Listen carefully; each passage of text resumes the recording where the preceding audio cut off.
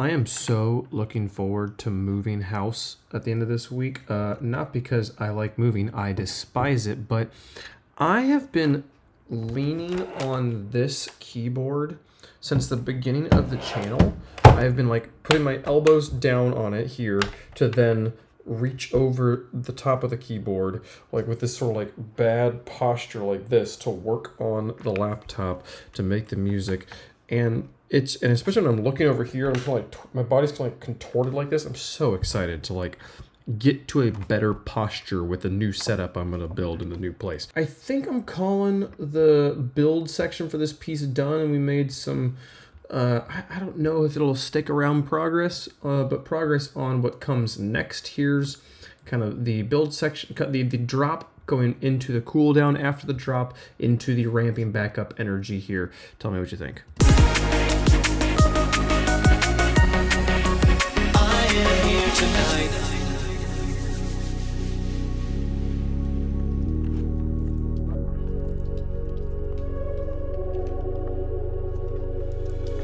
It seems as if the fundamental desires of all human nature can be condensed down into just these three words: I would hear. I am a human being with thoughts and feelings. I exist.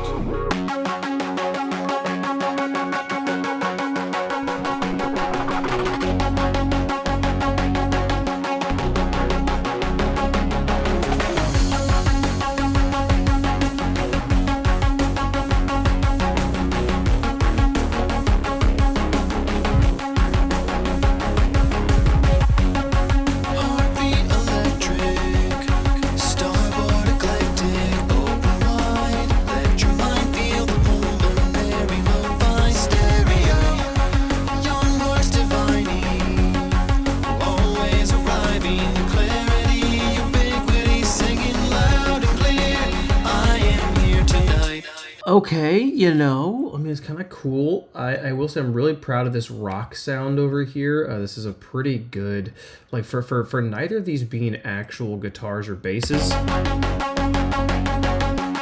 Like that's a really good, like just chugging rock anthem type groove there. And well, that all works out pretty well. This is a virtual riot snare, but I think it works really well here as a rock snare.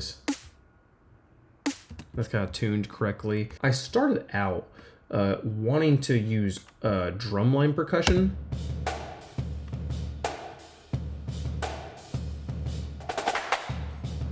I've been really sick. This is Spitfire's like $30 drumline audio or sample pack here, and just from the years in drumline, putting together something that kind of sounded like a street beat type thing. It's just a little bit too washy though. It doesn't really, if I mute the other ones here, it's like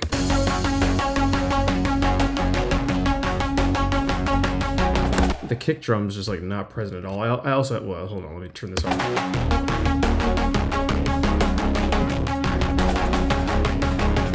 It was too rough, and the reverb is like built into the samples. There's no way to get like a cleaner version out of this particular sample pack. We moved away from that, but I took that same MIDI data, those same ideas, and applied them to these sections we have here. So this rock kick we have is exactly the kick spots. I just literally just move the MIDI data over and just put a sample on a sampler here so I could play it, or so I could use that same MIDI data there. So our bass here that's going with this guitar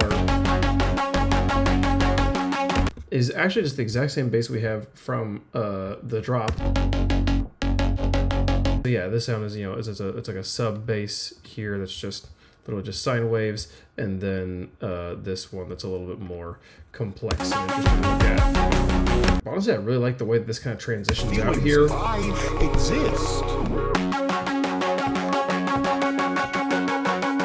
I think the Tycho Bells kind of reprising in that section is a really good spot there, and then this kind of a fun little spin-up sound that gets us into the bass. It doesn't quite lead in right. I might want to tinker with that sound a little bit more, maybe make it a little bit lower or something like that. Maybe have it go and down in pitch or something like that.